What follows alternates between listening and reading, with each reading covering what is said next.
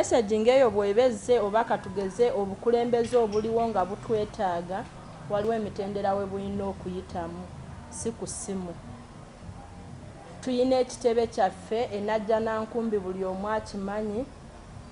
Tuyina branches nnyingi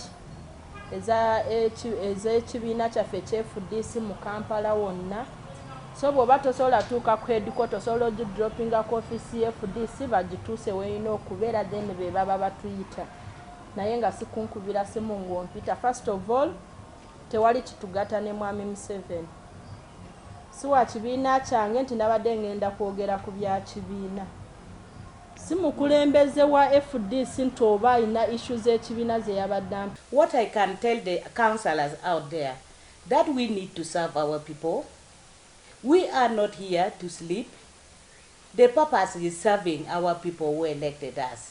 Me, I'm advising them that whether we like it or not, His Excellency, the President of this country, is Yoweri Museveni Kagota, who is going to serve us. We like it or not, we are going to work under him. Me, I just call upon them that this is the time we should unite and work. Belong to your party, but support government program. This is my advice. Zenganze najira ku tiketi FDC. FDC erina obukulembeze obukifuga kuva ku president paka ku LC1.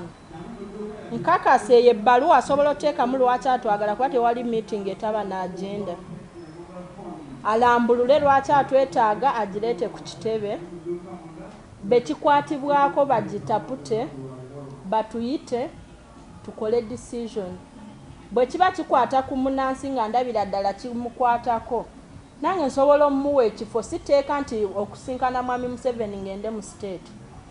Kubanga n'olukungaana tusobola olutuuza e Nakawa, Makindye, Lubaga, Mpigi twogere ku biruma abantu not necessarily mu makaage. When I come to your home, definitely you will say, Mom, here is a glass of water.